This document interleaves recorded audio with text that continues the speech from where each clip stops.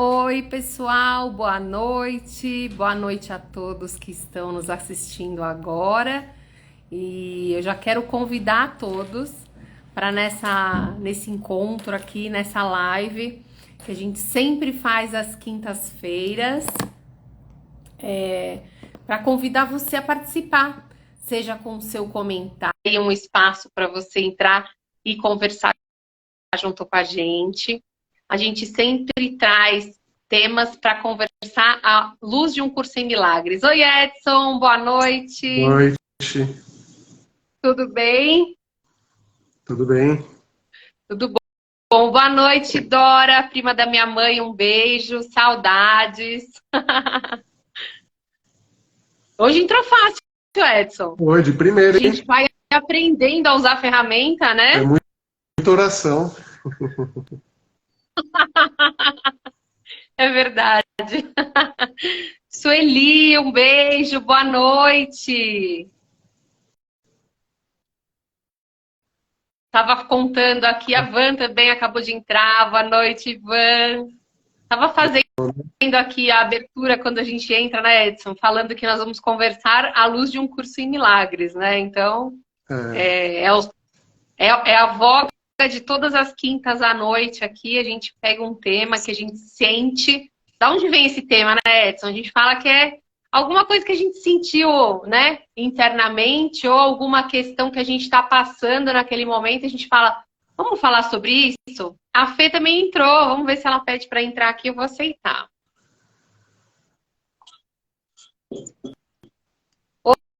Oi, Pedro! Boa noite! Fê, pede para entrar que eu vou aceitar aqui, senão eu te convido. Peraí, acho que ela já pediu. Pera só um pouquinho. Ah, a gente vai ter um convidado aqui, pelo que eu tô vendo. é? É, o José tá pedindo para participar com o Espaço Alcalino. Hoje nós vamos conversar em quatro, será? Vamos ver. Aí sim, hein? Deixa eu abrir para ele aqui Oiê, também. Oi, Fê! Boa noite, tudo tudo bom? e você e vocês? Tudo bem. Que bom. Ó, eu e o José estamos os dois aqui em casa. Então, quando ele falar, eu vou silenciar o meu microfone para não dar aquela microfonia louca, tá Que bom? legal, ele vai entrar? Aí. Entrou! Olá! Aí sim! Oi, Bia. Ó, aqui está dando microfonia. E aí? Aqui também, Ah, tô ouvindo. Sonia, É só eu mutar acho um, né?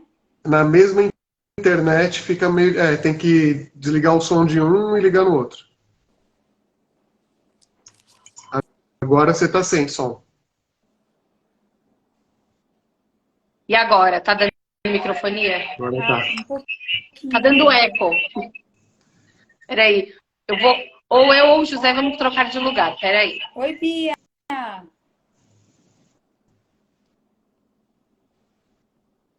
Você viu, Edson? A Bia entrou, não sei se você já Eu tinha falado oi. vi. Oi, Bia, tudo bem? Uhum. Que legal você aqui. Muito, muito legal ela aqui. Toda quinta-feira estaremos aqui. Eu acho que não vai dar muito certo, né? A gente já testou, né? No mesmo ambiente, acho que não funciona. Ah, boa dica. Kat, tá ouvindo? Eu tô ouvindo, eu tô ouvindo. Tenta onde vocês colocar um fone de ouvido para ver como é que fica. Ah, boa ideia, boa ideia. A Bia que passou a dica. Aí, Bia, já colaborou, hein?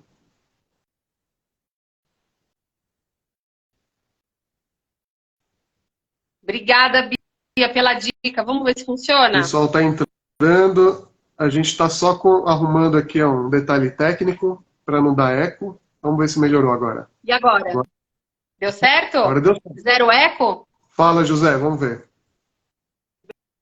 Espera o microfone fala. Boa noite, pessoal. Aí, né? Tudo bom? Agora tá bom. Vamos que vamos.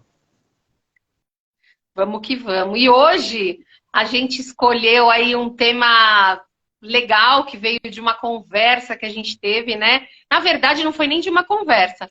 foi de um vídeo que o Edson passou pra gente sobre um menininho, não sei se vocês chegaram a ver. Era um menininho que estava fazendo uma oração em frente a uma estátua de Jesus crucificado, né? Pedindo para que a guerra acabasse, né? Então ele fazia ali os apelos dele, estava até em outra língua, né, Edson? A gente...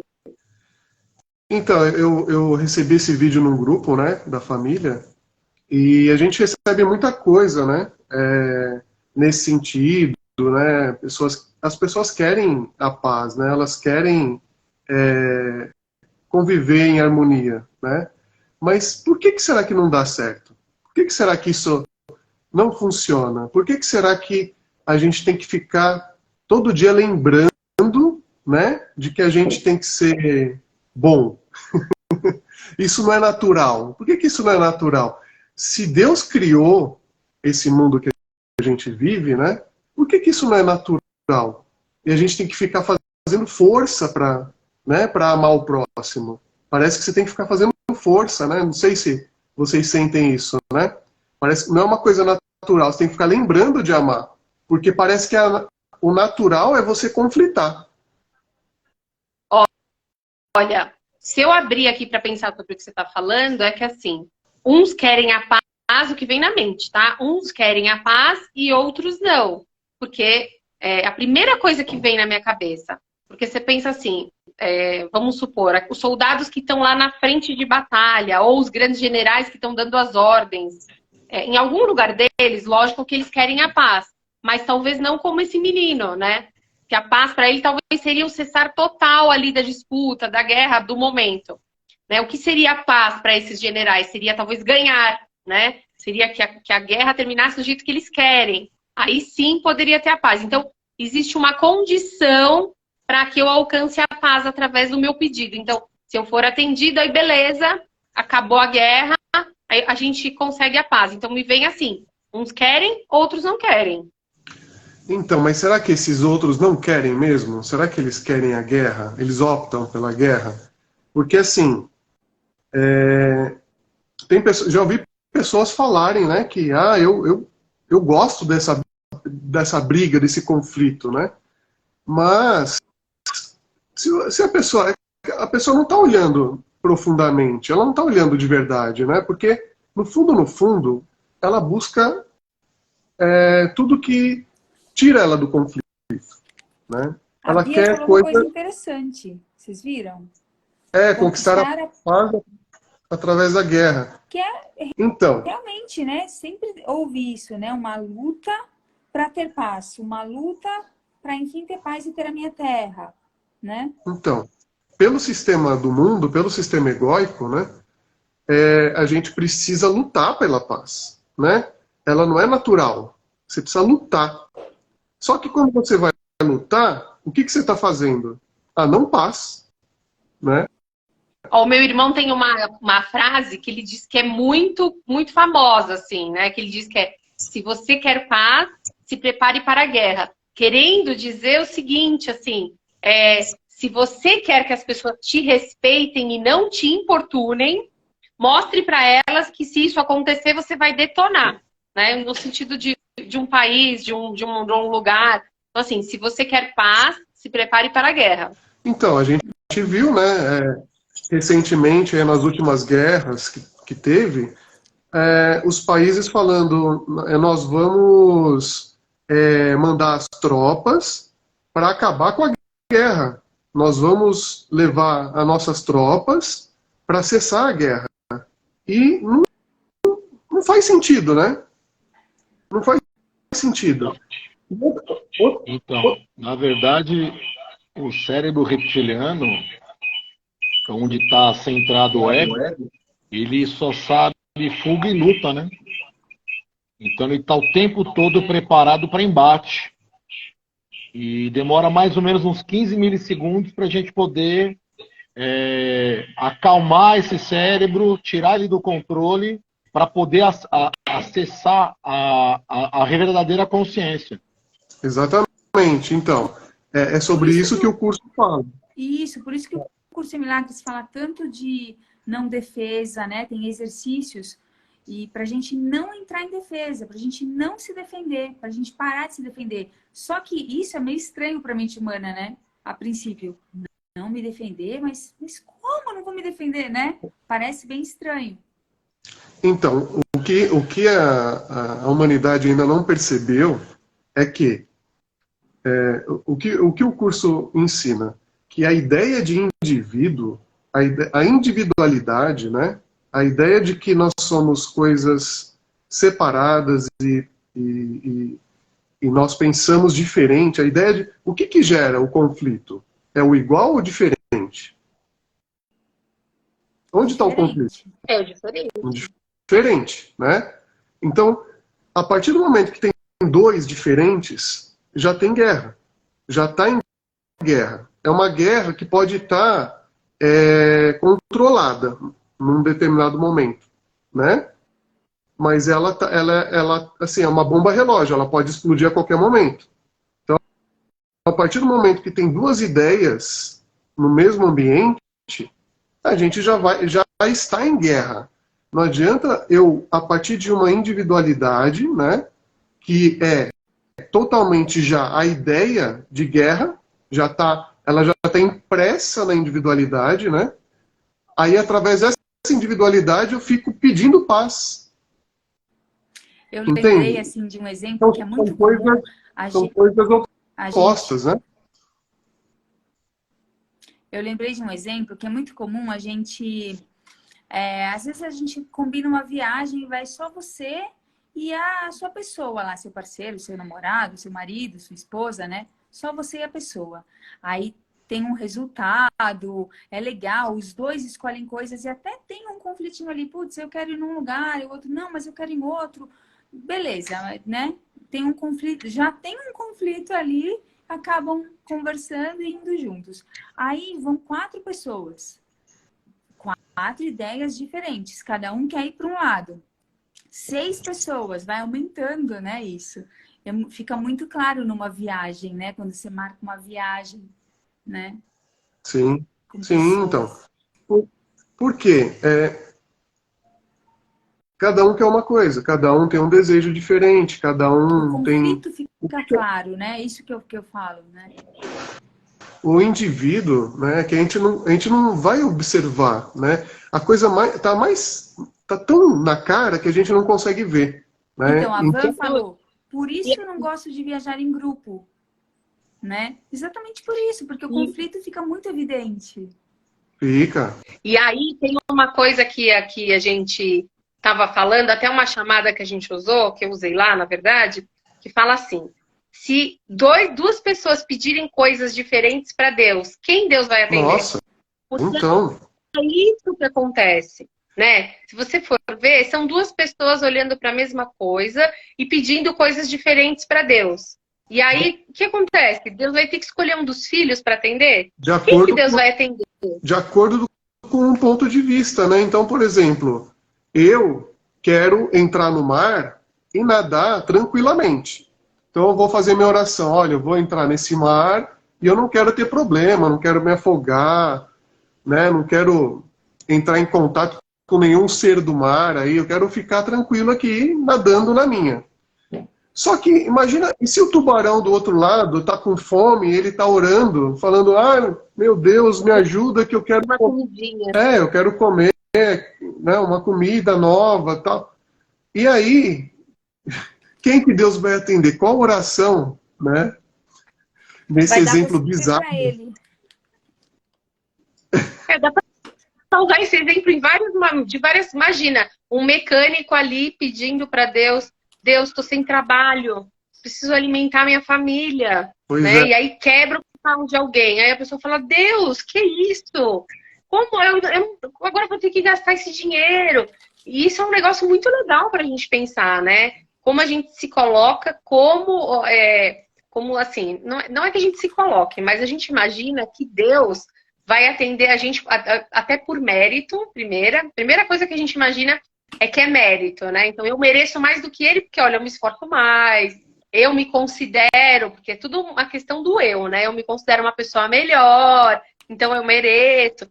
Mas a gente sempre acha que Deus... Porque assim, na nossa historinha, nós somos os personagens principais. Alguém discorda disso? Que nós somos os personagens principais da nossa historinha? Não. Então a gente acha que Deus está ali para atender as nossas vontades. Sim. Protagonista. Exatamente. Então, assim, de uma certa maneira, a gente acha que pedindo para Deus, né, a gente vai fazer por merecer que Deus nos atenda. Até tem aquele filme muito legal que eu também fiquei pensando da gente mencionar aqui, que é o Sim, Senhor. Que tem uma hora que Deus decide dar sim para todos, né? Dentro do filme lá. Ele tá cansado de ler os problemas das pessoas, e aí ele fala assim, eu vou dar sim para todo mundo, acabou. Eu vou atender todos os pedidos. Ele vai... No outro dia ele acorda e o mundo tá um caos, né? Porque como se Deus escolhesse quem que ele vai atender ou não, e ele escolhe todos. Porque os pedidos eram conflitantes. Então, assim, quando ele deu sim para todos, virou uma grande confusão, né? Imagina... Não, acho que as pessoas elas não param para olhar, né? O absurdo que é, imagina, só num planeta, quantos bilhões de pedidos que Deus teria que ficar analisando, né? Esse aqui eu vou atender, esse aqui, ele se comportou bem, e eu vou atender esse aqui. Aquele lá não, esse sim, aquele não, esse sim, aquele... Cara, fala sério, como que as pessoas acreditam numa coisa dessa? Eu fico olhando e falo, não é possível, cara, as pessoas são tão inteligentes, mas elas acreditam em cada coisa. Então, assim... Tati, ok. Seu mic tá fechado. Desculpa, é que quando eu fecho por causa dos barulhos aqui. Então, a gente foi ensinado a fazer isso, né? A gente foi ensinado a acreditar que Deus é que está controlando tudo aqui. Então, assim, se as coisas dão errada, é porque Deus quer. Se as coisas dão certo, também porque Deus quer. Mas, assim, tem uma parte da religião que fala, a gente não sabe porque Deus está fazendo isso, né? Mas eu confio em Deus. E tem uma parte que diz assim, Deus sabe o que é bom para mim, então eu devo merecer. Não tem uma parte que fala isso também? Se isso está acontecendo, eu devo merecer. Quando é algo bom, é porque você recebeu. Você recebeu uma graça, ele foi atendido. Quando não é atendido, é porque você está sendo punido por algum motivo, né? E aí, tem muitas pessoas que se consideram ateus justamente por isso. Porque falam, não faz sentido. Esse daqui está sendo atendido, aquele não. Mas então quer dizer que Deus ele faz escolhas, ele tem preferidos, né? Preferências, né? Preferências? Então que Deus é esse? Você quer se aproximar de um Deus desse? De um Deus que está julgando? Aí a gente vai também para aquilo lá, né? Quem vai ser salvo, né? Aí vem o problema da religião, de algumas religiões também, né? Sim. Você tem que aceitar Jesus para ser salvo, senão você não vai ser salvo. Somente os que aceitarem Jesus serão salvos, né? Como que pode haver essa diferença, esse discernimento, né? Quem é que é merecedor e vai ser salvo e quem não merece? Quem é pecador? E daquela forma como aquela religião coloca, né? Se não for daquele jeito, não é merecedor.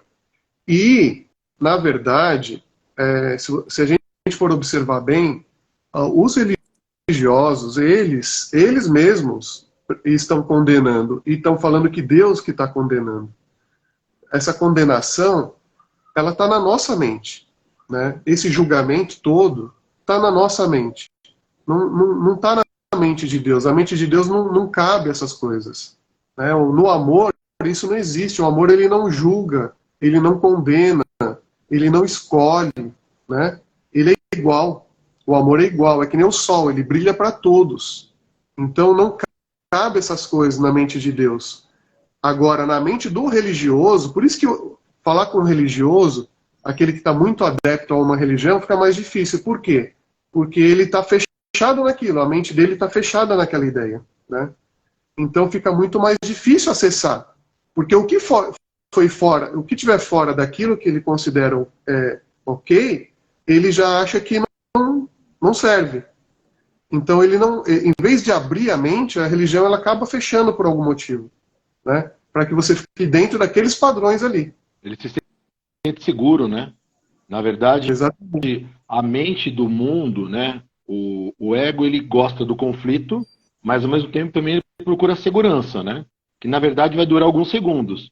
Mas a segurança dele está dentro desses padrões. Então, dentro dos padrões, ele se sente seguro porque ele necessita de alguma coisa segura, temporariamente, para que ele pare de lutar e fugir um pouco. Mas não vai ser suficiente, né? Sim. E aí, isso que o José falou também tem muito a ver com aquela questão da gente ainda procurar a aprovação de Deus, né? Porque quando a gente se enquadra dentro de uma religião para seguir certas regras, a gente acha que essas regras são de Deus, né? Não são regras dos homens. Então eu ainda estou buscando o amor de Deus de alguma maneira, né? Exato, exato. Vamos dar uma lida aqui, ó. Tem bastante coisa que o pessoal colocou. Alguém pode ler para a gente comentar? Boa.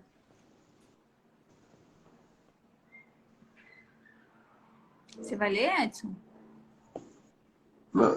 Eu não sou muito de ler, não. Ó, a Alda falou assim: eu jogo tudo para o universo em minhas orações. Sim. Né? Mas, Aí, então, vamos ver o que mais. e se vir algo que não está condizente ao meu desejo, né? Aí tem problema. Então, agora, eu ia até falar para o José contar uma história bem legal aí, mas eu mesma posso contar. A gente fez umas aulas com um professor que se chama Hélio Couto, e ele fala, né, dessa questão da vontade de Deus para nós também, em algumas aulas sobre Jesus. E ele fala de uma mulher que foi uma vez numa palestra dele e falou assim: eu não faço a oração do Pai Nosso. Aí ele falou: mas por quê? Ela falou: não, porque tem uma parte da oração do Pai Nosso que fala assim: que seja feita a sua vontade. E aí ela fala: como assim seja feita a vontade? E se a vontade dele não for a mesma que a minha? Então eu não posso fazer a oração do Pai Nosso porque eu não sei se ele sabe o que eu quero. Tipo, às vezes ele pode querer uma coisa diferente para mim do que a que eu quero. Né? Então, assim, eu falei isso porque, assim, essa questão também tem um pouco a ver com a confiança de que Deus quer o melhor para nós, né? Se você confia que Deus quer o melhor para o seu filho, né? Não importa o que vai acontecer, é o melhor. Então, talvez quando a Alda fala, eu jogo tudo para o universo em minhas orações, ela tá exercitando essa confiança. Foi isso que você quis dizer, Alda? Sim? Sim. É essa confiança que você fala, eu jogo para o universo porque eu confio que o universo vai mandar de volta para mim o que for melhor. Por que essa pessoa que ela falou, será que o que Deus quer é igual ao que eu quero? Inconscientemente, né? Como a gente está agindo a partir de um ego, a partir de uma personalidade, né? Individualidade, é lógico que Deus não é uma individualidade, né? Deus, ele não pensa como um indivíduo, ele não tem desejos particulares. Nós inventamos um Deus à nossa imagem, só que nós temos que abrir mão da nossa imagem para entrar em contato com o que Deus pensa. Esse é o conflito humano. Ele não quer abrir mão da sua personalidade para acessar o que está na mente de Deus. Né? O que está na mente de Deus não está na mente humana. Ele não é humano. Ele não... A Alda falou que... A Alda respondeu aqui que sim, que é essa a sensação que ela tem. Ela joga para o universo e que ela tem uma confiança que o que vier é o melhor para ela. Sim. Mas é isso. Qual que é a vontade de Deus? A vontade de Deus é que a gente desperte para quem a gente é. Que a gente é igual a Deus. Né? E essa é a vontade dele. A vontade dele não é que você compre um carro novo. Né? Que a sua dor pare, cesse, acabe. Ele nem tem acesso. Agora, até me veio de falar assim, quando você fala assim, Deus quer que a gente desperte, quando a gente começa a aprender sobre um curso em milagres, a gente faz umas analogias, né? E essa analogia do despertar é mais ou menos assim, como se você visse seu filho dormindo e sonhando, e num pesadelo, né? Porque não é um sonho feliz, é um pesadelo. Pode vir a ser um sonho feliz, mas por enquanto é um pesadelo. Então ele tá ali identificado com diversas coisas que não tem nada a ver com ele. E aí Deus, o Pai, vai tentar acordar esse filho de uma forma carinhosa, que é o que está acontecendo com a gente. A busca, né, o interesse, o questionamento. A gente não acorda de uma hora para outra, porque, né, existe Deus está preparando, né, um acordar mais suave. Só que enquanto o filho não acorda, ele continua a sofrer com os pesadelos, né? Então, assim, como ele tem a consciência plena de que não tem nada acontecendo, que é apenas um sonho, ele não acorda o filho abruptamente. Ele vai aguardar que aquele sono passe e que o filho por si só desperte, né? E caia em si e veja que ele foi só um sonho, que não tem nada a ver com a realidade dele. Exato. O próprio sonho, né? Que na verdade, enquanto ego é um pesadelo, porque gera muita dor, né? Então, esse próprio sonho, ele sabe que você não consegue ficar na dor. Se a sua natureza é paz, você não vai conseguir ficar na guerra eternamente. Se a nossa natureza é amor, você não vai conseguir ficar no ódio eternamente, né? Então, tudo que não é da vontade dele, que é da nossa essência, da nossa realidade, a gente não consegue manter isso por muito tempo. Então, o próprio sonho vai te acordando, porque aí você vai vendo, essa dor aqui está me lembrando que eu estou pensando alguma coisa equivocada a meu respeito. Eu não tô me vendo como Deus me vê. Tem alguma coisa equivocada, tem alguma coisa errada e se manifesta numa dor, que pode ser qualquer coisa, né? Pode ser uma dor. A gente fala muito, né, José, a gente conversa muito que o corpo é um painel, né, José? O corpo, ele não é você imagina assim, um avião com um problema no trem de pouso. Não vai aparecer uma luzinha vermelha lá no trem de pouso, vai aparecer uma luzinha lá no painel. Então, assim, os pensamentos, eles vão sendo criados e aí as luzinhas vão se acendendo. Mas o problema não é na luzinha, porque senão o piloto ia lá, desligava a luzinha e o problema estava resolvido. Então não adianta você desligar a luzinha no corpo. Você tem que ir para onde o pensamento está criando essa luzinha. Por que essa luzinha está acendendo, né? Sim, exatamente. A gente precisa lembrar também que a nossa mente aqui, nesse corpo, ela é simplesmente uma antena e algo que é repetidor. Então, é um corpo, né? Vamos falar que a mente também é um corpo dentro desse corpo biológico, né? Ele é um sistema, ela é um gravador. Ao mesmo tempo que ela é uma antena, ela grava. Quanto mais você imprimir o mesmo pensamento, a mesma ideia, aquilo fica gravado. E ela simplesmente vai usar o que você gravou. Então, a mente biológica, né, essa mente nossa, ela é uma antena. Por isso que a gente sempre está captando o coletivo e uma parte pequena, talvez algo nosso. Mas esse algo nosso também foi aprendido, também foi agrupado e também é repetido. Então, muitas vezes, para abrir isso, demora um tempo, né? E Deus quer que nós possamos acordar desse sonho amorosamente, de uma maneira espontânea e natural. E aí vem o autoconhecimento e o curso em milagres, né? Exatamente. Então, era isso que eu ia falar. Muito bem colocado, lembrado também. Porque o cenário, ele mostra o que está na nossa mente coletiva. Né? Então, o que... Eu estou ouvindo minha voz. Está dando um retorno. Pra mim mudou também a sua voz. Eu não sei porquê, mas mudou. Então... E agora? Deixa eu ver. Continua. Aqui parece que está tudo normal, né? Estou ouvindo minha voz. Eu estou ouvindo também, baixinho. A minha também. Tá dando eco agora. Enfim, vamos ver. Kátia, José, vocês não estão ouvindo? É um sinal. Ó, pra mim tá normal. Então, aqui nós estamos ressoando. Nós estamos ressoando. Então, deixa ressoar. Vai fingir. Está ecoando. Tudo que está no cenário está mostrando o que está na nossa mente.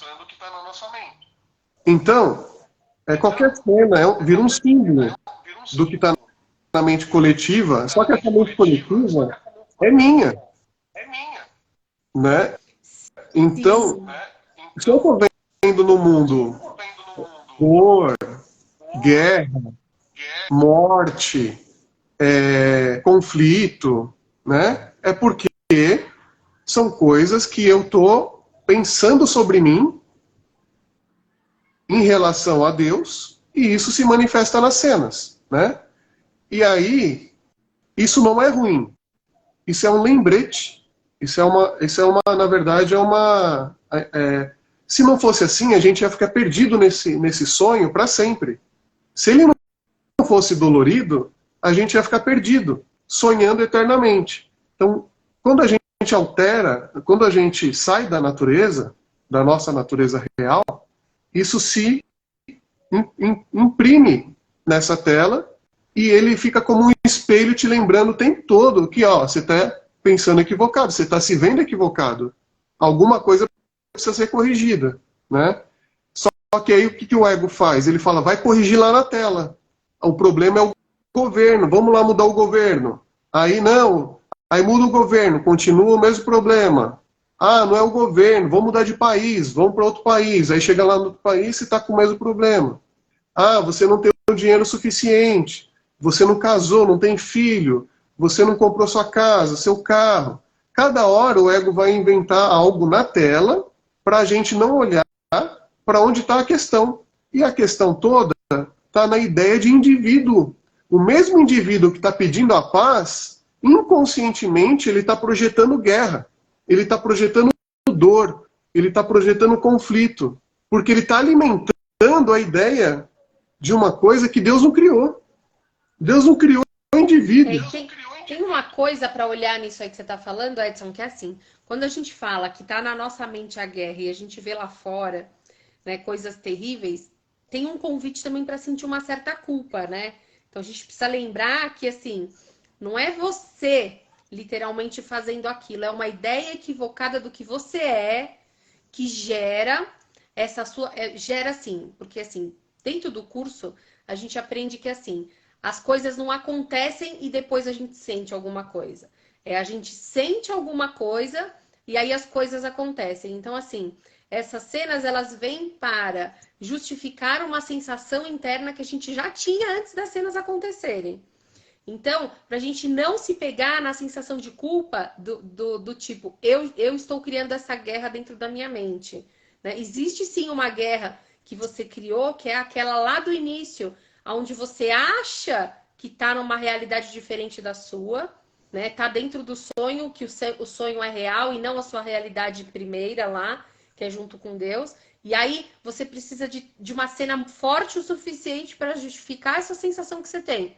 Aí você projeta um cenário de guerra. Mas não é que você está gerando guerra, você está gerando morte, porque a gente só pode, como Deus, criar a nossa imagem e semelhança. Então a gente só poderia criar, né, junto com Deus. A gente não consegue criar separado. Então isso é um holograma, uma sensação. Né? A nossa mente, ela projeta imagens. Projeta cenários holográficos. O universo é holográfico. O átomo que forma as imagens já se sabe que ele é vazio. Né? Então, o que está formando essas imagens que a gente está vendo? Pensamentos. Pensamentos estão gerando todas essas imagens. Só que nenhum pensamento adultera a realidade. Por isso que o perdão, o verdadeiro perdão, é quando você percebe que nenhum desses pensamentos que a gente teve, pensamento de conflito, de individualidade, de separação, todas essas guerras, essas dores, esses problemas que foram gerados a partir desse equívoco, são reais. Né? Então o curso ele bate nessa tecla. O que é real não pode ser ameaçado. O que você é, o que nós somos, não pode ser ameaçado por nada dessas imagens, desses pensamentos. Né? É como se você estivesse num sonho, acreditando que você é uma coisa que você não é, e que você está sofrendo naquele sonho, está passando por um monte de situações e no final você morre. E aí você percebe que você não era aquilo, né? Você acorda e fala, nossa, mas foi tão real, eu morri, eu senti coisas lá dentro e eu acreditei naquilo. E quando você está sonhando, você acredita no seu sonho, porque você que está projetando ele. A gente acredita plenamente. Quantas vezes você acorda de um sonho que foi ruim e você fica um tempo naquela sensação do sonho? Então, assim, até por alguns segundos você acha que foi real. Você começa a fazer comparativos. Aí, lógico, a nossa repetição de rotina, né? Você sentiu uma coisa ruim, acordou, tá tudo escuro, você tá deitado. Você já faz uma associação. Meu, tava sonhando, viajei aqui na maionese. Não é nada disso. Mas mesmo você tendo a consciência de que foi um sonho, mesmo você despertando, ainda fica um resíduo de uma sensação ruim. Vamos supor, sonhei que meu filho morreu, ou sonhei que passei por um acidente, ou sonhei que minha mãe... o José outro dia sonhou que a nossa cachorrinha tinha perdido uma das patas. Ele ficou assim com uma sensação ruim, mesmo depois de saber que era sonho. Não é que ele acordou, viu que era sonho e a sensação foi embora. Porque na mente dele começou a acontecer uma opção assim, se isso acontecer, eu vou me sentir assim, né? Exato. Então, se meu filho morrer, eu vou me sentir assim. Sim. Se eu bater meu carro, eu vou me sentir assim. A gente fica sentindo sensações antecipadas de possibilidades. Você foi no ponto. A mente que fez o curso, ela fala assim, esse universo holográfico é um grande si. Então, assim, se eu fosse um homem, eu sentiria tais coisas. Se eu fosse uma mulher, eu ia sentir outras coisas. E se eu fosse um animal, um cachorro, eu ia sentir outras coisas. Então, é um mundo de si. E se.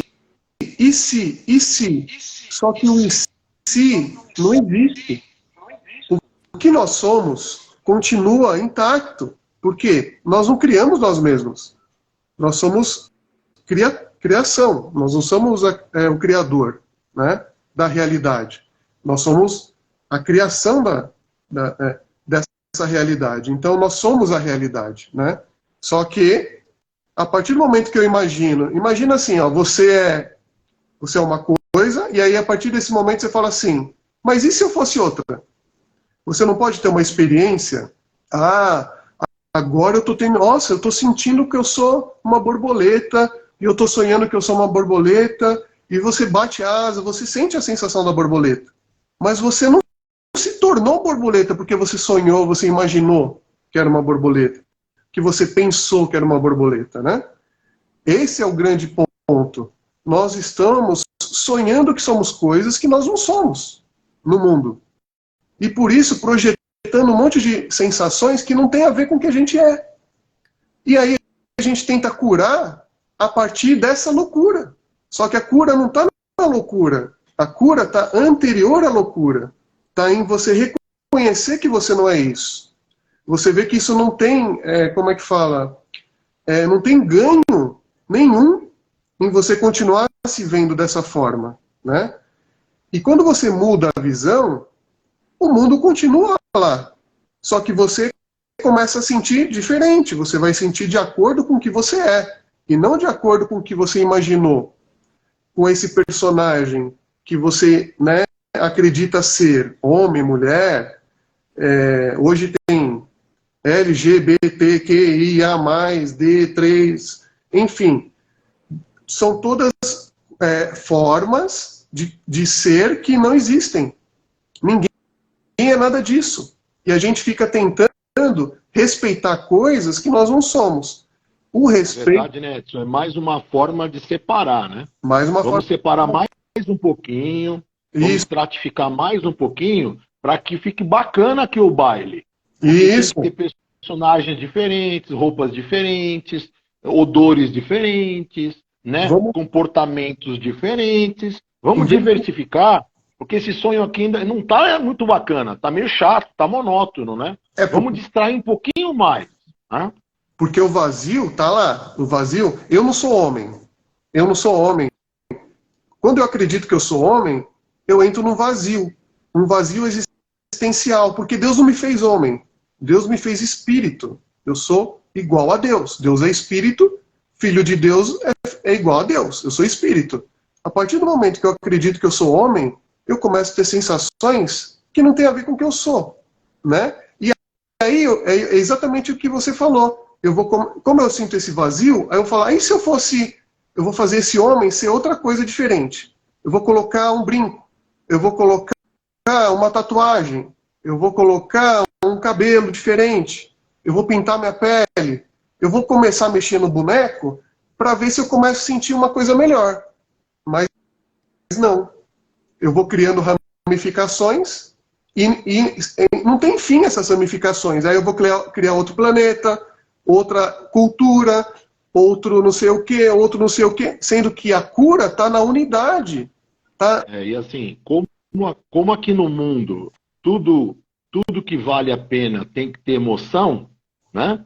A emoção, não o sentimento. Porque sentimento, na verdade, existe um só, verdadeiro, que é o amor e que é a centelha divina, né? Então temos que ter emoções. Para viver emoções, então tem que criar muitas distrações, né? Então, não só formas também, como emoções, né? Adrenalina, mas de repente essa adrenalina ela baixa e passa um pouquinho. Não, vamos criar outro modo de criar uma adrenalina, porque eu tenho que sentir que eu estou vivo, né? Tenho que sentir que eu também sou esse corpo, né? Senão perde graça. Daqui a pouco eu posso acordar desse sonho e de repente, como que eu vou estar seguro, né? O vazio e a dor, eles são tão horríveis, né?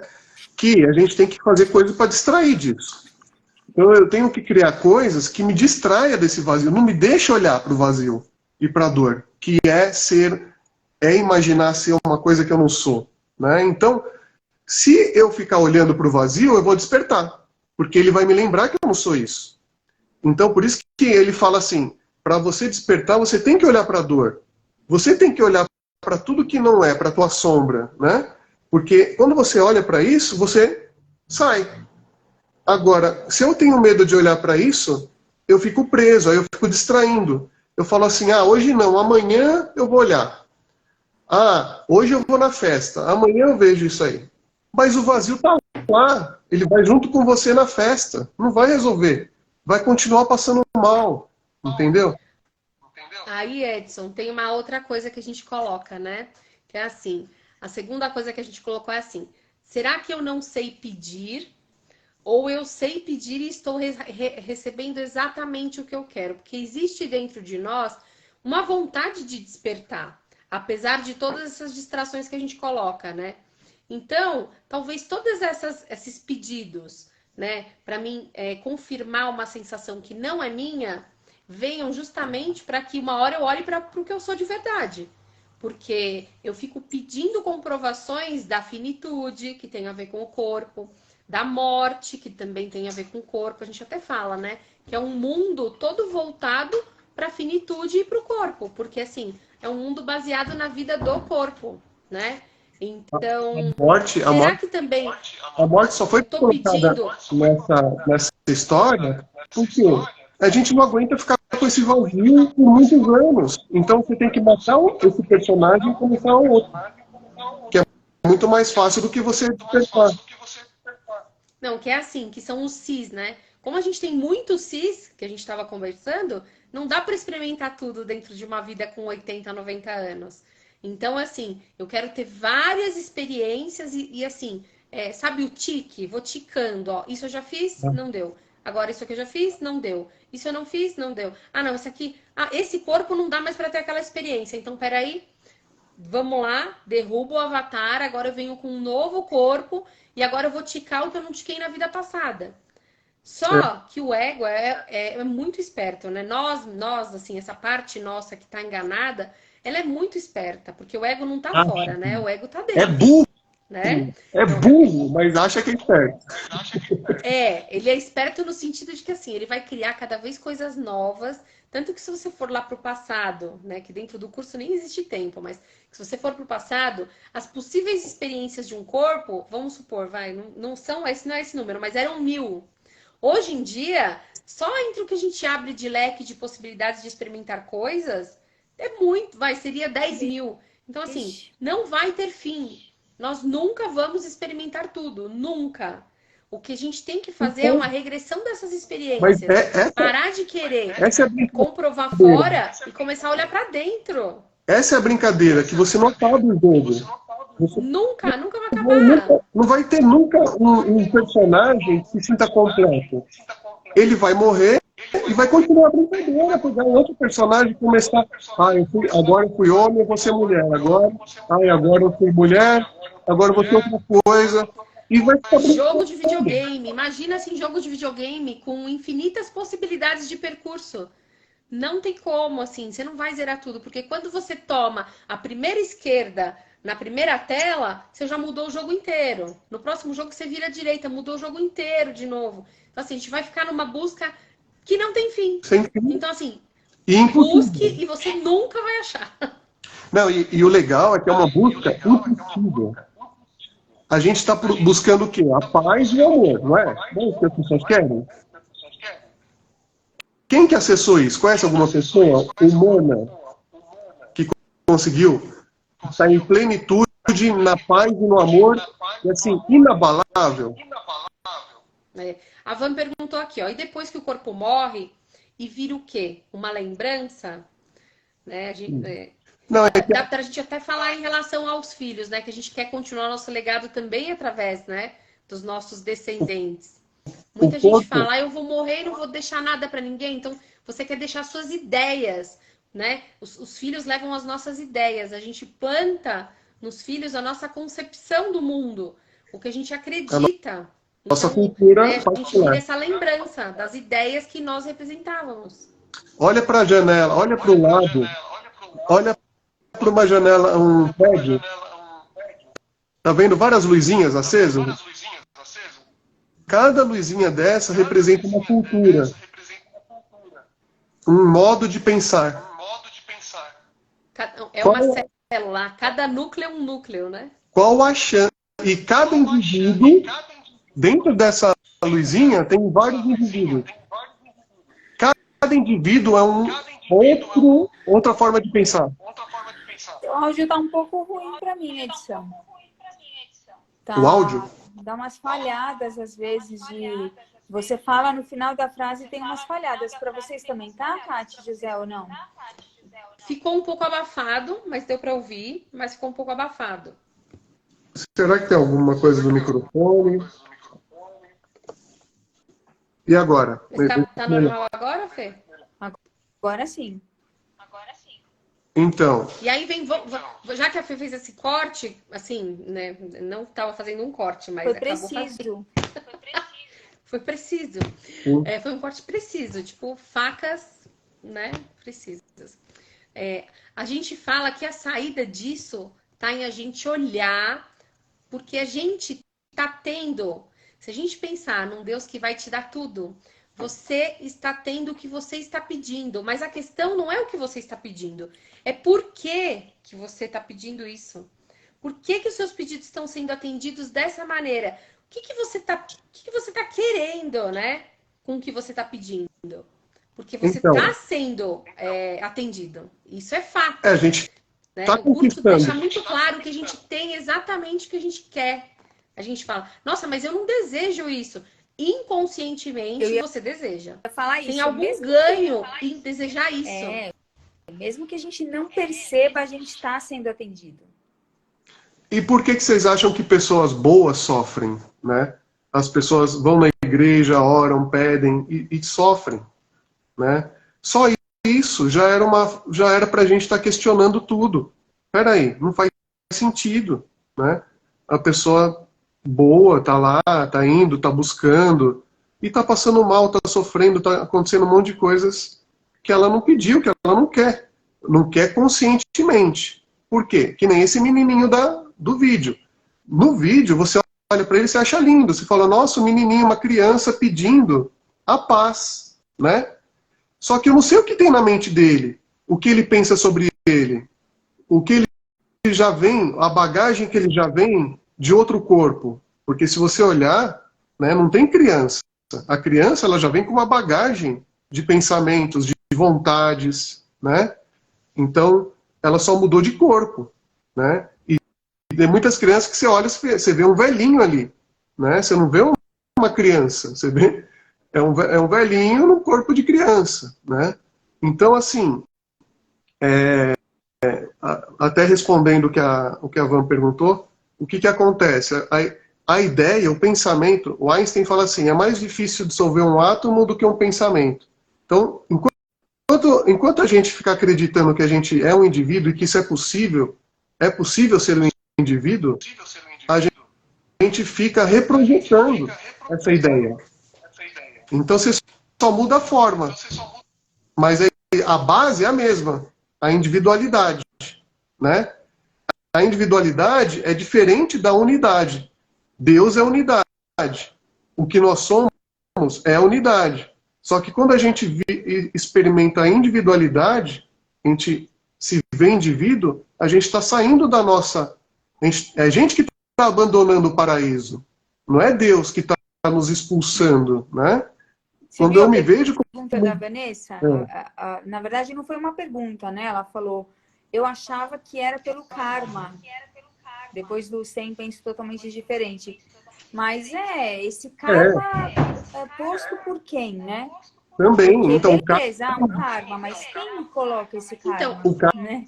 o karma, ele não é aquela questão de você recuperar uma coisa que você fez errado e você tentar refazer? Isso. Se a gente pensar no karma, o que é? Naquela vida passada, o que eu fiz? Traí a minha esposa, por exemplo. Aí nessa vida eu venho uma esposa que vai ser traída. Para quê? Para que eu entenda como a minha esposa na vida passada se sentiu e que de alguma maneira aquilo faça com que eu me perdoe, né? Então assim, ou então, o que acontece? Eu tenho a possibilidade de perdoar um marido traidor e perdoando o marido traidor eu me perdoo. Porque eu falo, puxa, entendo por que ele fez, então agora eu vou perdoar. Mas isso só é possível a partir da ideia de que o indivíduo é real. A partir do momento que eu acho que eu sou um indivíduo, o indivíduo é real, eu mudei a minha natureza, eu mudei o que Deus fez. Deus me fez perfeito em espírito e agora eu sou um corpo imperfeito. A partir de um corpo imperfeito eu vou fazer imperfeições. E imperfeições vão gerar karmas. E eu nunca vou sair desse ciclo. É um ciclo, eu nasce e morre um culpado. A gente sempre fala de alguns mesmos vídeos. Eu não sei se eu já falei aqui na live, mas eu vou falar de novo. Tem um vídeo do Tony Ramos, procurem, talvez a gente até ache que coloque aqui, que se a gente for pelo que o mundo julga certo e errado, até a hora do almoço estamos todos condenados já. Porque nós já cometemos todos os pecados capitais que a gente imagina que Deus está condenando. E isso aconteceria todos os dias. Então, assim, a gente tem motivos para se condenar para sempre. E ele fala nesse então, assim, vídeo, o trabalho é o contrário, né? Oi, Fê. E ele fala nesse vídeo que é só até chegar no trabalho, de manhã, nem até a hora do almoço, até chegar no trabalho, né? Não é nem no almoço, né? É no trabalho. Então, assim, ele já cometeu todos os pecados. Então, a gente, em vez de começar a se nortear por essas regras, o que o curso em milagres fala, assim, com amorosidade? Comece a usar as suas cenas para se perdoar. Então, se nós somos todos um, quando alguém vem te fazer uma coisa, é um convite para perdoar, né? Então, você não precisa esperar passar o karma de você ter traído a esposa para vir nessa vida ser traído para perdoar. Começa a perdoar agora, né? Então, perdoa aquela pessoa que te deu a fechada no trânsito, né? Perdoa a pessoa que fez mal para você, que sabia ou não sabia. Vai perdoando. É esse o caminho do curso em milagres. Porque quando a gente está perdoando o outro, a gente não sabe, mas a gente está perdoando a gente, né? A gente está perdoando a cena que acontece, então a gente está perdoando na mente também. Começa a perdoar o indivíduo. Depois você vai para um entendimento maior. Então, ele fala que o que mais se aproxima ao amor nesse mundo é o perdão. Mas é o perdão que tira a culpa, sabendo que eu estou fazendo essa cena, que não é o outro fazendo a cena para mim. Sim. Né? Sim, mas eu imagino que para quem está entrando nessa ideia, A ideia é, primeiro, eu imagino, tá? Pode ser que eu esteja errada, pode ser que a pessoa já consiga perdoar do jeito que o Edson tá falando. Mas eu acho que quando você começa a perdoar, imaginando que o outro tá fazendo o melhor que ele consegue naquele momento, por pior que seja, já é um passo. Depois, claro, tem esse perdão verdadeiro do curso, que o Edson tá falando, que continua esse. A ideia é tirar a culpa, né? Quem ama, que as pessoas falam assim, ah, eu te amo. Aí eu caso com uma pessoa e falo, eu te amo. Aí na primeira oportunidade eu tô culpando ela. Isso não é amor. Amor é tirar a culpa. Se eu tô com alguém que eu amo, eu vou sempre tirar a culpa dela. Eu vou aliviar esse karma que ela tá sentindo. Eu vou ser um espelho para ela sair dessa loucura. E ela vai me ajudar também. Então, isso é uma parceria santa. É um relacionamento santo, onde a gente se usa para tirar um a culpa do outro. E o mundo, pelo ego, é o oposto. Um põe a culpa no outro. O perdão para o Curso em Milagres é o perdão do sonhador. É o perdão verdadeiro, onde nada disso aconteceu. Então eu perdoo, porque eu entendo que eu estou sonhando junto com a minha parte, né? Que todas nós seríamos partes de um único pensamento. Então todos nós juntos estamos sonhando, então nada aconteceu. Nós somos o sonhador lá que Deus está tentando acordar. Esse é o perdão do Curso em Milagres. Mas esse perdão, às vezes, ele não é tão fácil quando a gente está identificado com o indivíduo. Então, assim, começar a perdoar as coisas que acontecem, imaginando que cada um está dando o melhor. Todo mundo está querendo ser feliz, está querendo voltar para casa e não está conseguindo, já é um caminho, né? Não é ainda a solução definitiva, mas é um caminho, né? Não é para ser uma pessoa... como é que a gente fala quando a pessoa está muito... Ela é... Como é que fala? Conformada. Ah, eu vou ficar conformado e agora eu vou perdoar tudo e todos. Claro, vai ter momentos que você vai sentir várias coisas diferentes. Mas começar a praticar o perdão do mundo vai te levar para praticar o perdão verdadeiro. Esse perdão começa com a nossa percepção de que eu não sou um indivíduo, a gente não é separado. Exatamente. Isso é a base. Para você realmente amar, eu tenho que ver que nós somos um só. Como que eu vou amar vocês se vocês são coisas que não tem nada a ver comigo? Como que a gente vai se unir nessa proposta de se perdoar e usar a relação que a gente tem para isso, né? Que a gente se vê separado. Cada um tem uma... Vou até comentar uma coisa que a Vanessa colocou aqui. Ela fez um comentário que tem coisas no mundo que são muito difíceis de perdoar. Como o que aconteceu, né? Acho que foi ontem que aconteceu. E aí eu vou falar para Vanessa, independente da cena que ela estiver vendo, nós vamos projetar o tempo inteiro cenas terríveis para que a gente se convença de que nós somos malvados. Isso vai ser o tempo todo, né? Isso vai ser o tempo todo. As cenas vão ficar cada vez piores, eu diria, porque quando você começa a olhar para isso e querer acordar, parece que um frenesi, até assim, como se não desse certo aqui a nossa conexão. Quando você vai entrando em contato com essa ideia, existe um medo de que você realmente acorde. Então você vai criar coisas terríveis mesmo. A própria guerra é uma coisa terrível. Se você for ver o estrago que é uma guerra, né, dentro de uma sociedade, ou da família, ou do indivíduo, é uma coisa terrível. Então nós vamos criar cenas horríveis mesmo. Vão ser cenas cada vez piores, né? E claro, vai ficar cada vez mais difícil perdoar. Mas é o caminho. Justamente pelo medo de despertar, né? De abandonar um personagem que nós não somos. Então nós temos medo também de Deus, né? Pelo que o curso nos traz, o nosso medo maior não é de morrer. Nosso medo maior é de Deus. Por quê? A Tati fala assim, ó, para o 100, eu perdoo, mas não preciso conviver. E é tudo bem.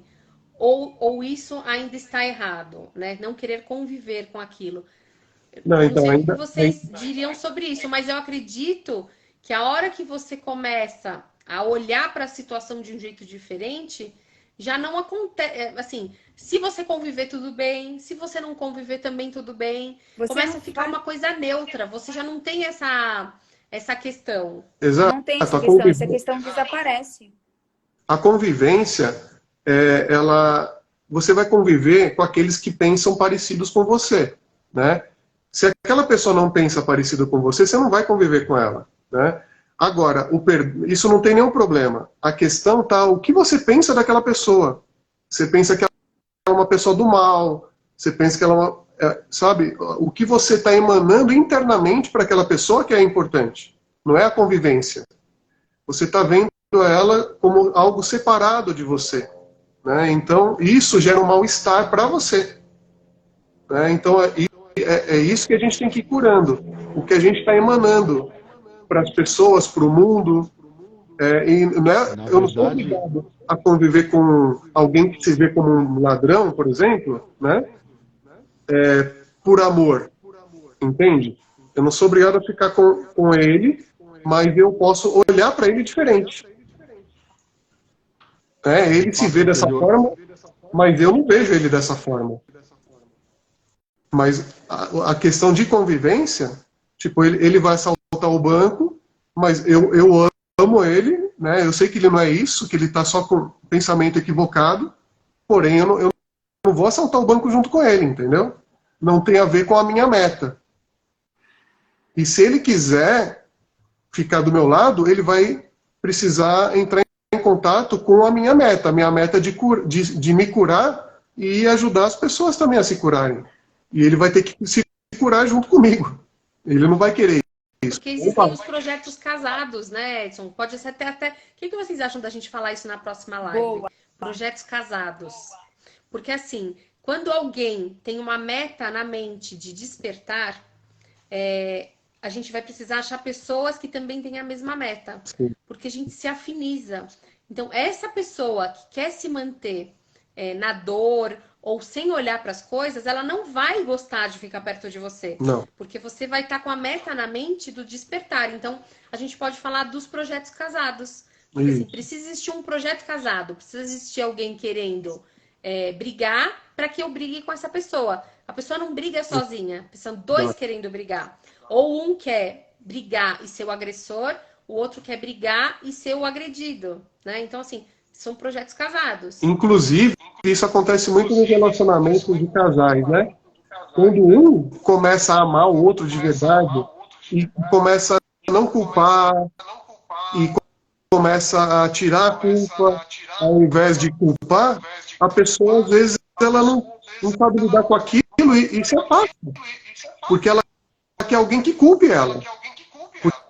Porque é isso que ela pensa dela, que ela é culpada. Então ela vai procurar alguém que liga. Sim. Pode ser o tema da nossa próxima, a lei da afinidade, do nosso próximo né? encontro na quinta. É a lei da afinidade, é a lei da sintonia. Exato. Mas um passo anterior que você estava falando, Edson, na verdade, o que eu acho que eu gostaria de falar também é que o grande medo que o ego tem é esse de ser dissolvido. Mas a gente, dentro do corpo, pertencente a esse ego, o medo é do julgamento do pai. E muitas religiões trazem exatamente isso. Dentro da religião XYZ, você está seguro, você está salvo. Mas fora dessa religião ou de outra, e quando você morrer e encontrar com o pai? E o julgamento do pai? Sendo que você é tão pecador, viveu na culpa e errou tanto, entendeu? Há um medo do reencontro com o pai. Então, vamos pegar outro personagem, vamos começar outra vez, para ver se a gente consegue fazer melhor, para que quando a gente encontrar com o nosso pai, tenhamos menos a dever. Exato. É isso. É isso.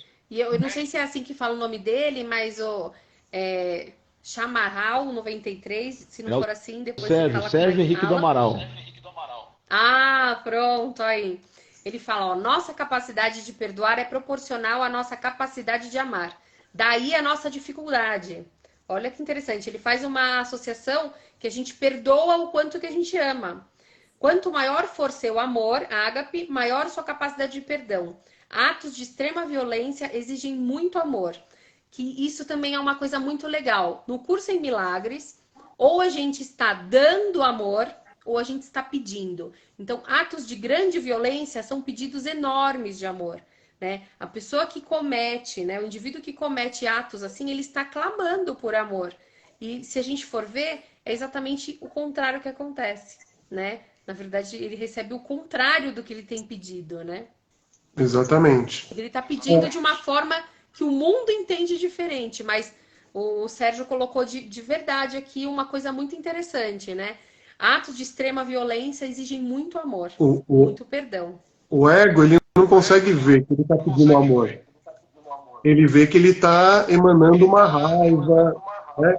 Ele está emanando um ódio e tal, e ele devolve na mesma moeda. Só o espírito, só quem nós somos, consegue ver diferente. E aí tem uma outra atitude. Olha, o Sérgio colocou outra coisa aqui muito legal. O pai de uma das crianças falou, né, sobre o que aconteceu, e ele fala: o que Jesus faria? O que Jesus faria? Isso é uma das coisas que salva a gente em muitos momentos. Eu aprendi com o curso em Milagres. O que Jesus faria nessa hora? Sim. Né? Porque Jesus ele viveu, né, dentro do mundo e foi um exemplo pra gente. O que Jesus faria? Né? Essa frase, ela já te põe em conexão e em calma para olhar diferente para a cena. Mas nós somos, o que Jesus é, nós somos. O que acontece é que a gente não se vê igual. Né? Então, é um trabalho de autoconceito. A gente está muitos e muitos anos se vendo através de um ego, de um personagem que é falho, e a gente acredita que a gente é isso. Então, com base nisso, eu vou ter uma atitude X, né? Quando você começa a trabalhar esse autoconceito, que é a proposta do curso, para se ver como Deus te vê, impecável, impossível de morrer, de fazer algo errado, né? De mudar a realidade. Quando você vê isso, você começa a entrar nesse autoconceito e você começa a agir de acordo com esse autoconceito. Não adianta a gente chegar para um macaco que se vê como um macaco, né? E falar para ele: não coma banana, hein? Ele vai comer banana. O indivíduo vai agir como indivíduo. Agora, quem está consciente na cena tem que agir diferente. Senão, esse ciclo não vai acabar nunca, né? Bom, a gente já passou 10 minutinhos, a gente está 1h10 conversando, passa rapidinho, né? Fica aí, eu acho que de repente falar sobre Projeto Casado semana que vem é uma coisa bem legal. Sim. Né? É também polêmico, porque na verdade a gente tem a tendência a achar que sempre tem uma vítima na situação. Então talvez a gente olhar para isso vai tirar a gente também da posição de vítima, né? Porque a gente às vezes também gosta de se colocar nessa posição de vítima. Tem ganhos, né? Quando a gente tem ganho, sempre a gente tem ganho em alguma coisa para se colocar, né, nessa posição. Mas parece, com certeza. Pseudo-ganhos, né? Pseudo-ganhos. E não sei se vocês querem falar mais alguma coisa, mas eu quero agradecer todos os comentários que a gente viu aqui, né? Agradecer o José, que topou entrar também hoje na live com a gente. E dizer que esse convite que o José aceitou está aberto para todos vocês. Todos vocês que participaram também podem participar com a gente aí, que nem o José participou. A gente vai ficar muito contente. Exatamente. Verdade. Exatamente. E se a gente puder orar, né, uma oração que eu vejo como mais próxima do real, é que essa verdade que nós somos, ela seja, né, difundida cada vez mais na nossa mente, e quanto mais pessoas tiverem acesso a isso, imagina o mundo que a gente vai viver, né? Imagina que isso já é possível entre nós aqui 4, imagina entre 100 e 200 pessoas, o que a gente pode fazer? Exatamente. Exatamente. Agradecer o Sérgio, a Tati. A Tati falou, adorei o papo. A gente também, Tati. A gente também, Sérgio. A gente adora falar disso. E a ideia é sempre sair um pouquinho melhor do que a gente entrou. E é o que acontece com a gente, porque a gente acaba usando a imagem do outro para se lembrar desse ser amoroso que nós somos, né, Edson, Fernando e José? Nós somos. O que Deus é, nós continuamos sendo. Não dá para mudar. Vamos tirar a foto? Vamos tirar a foto? Será que hoje vai ser de primeira? X. Não foi. Trocar de mão.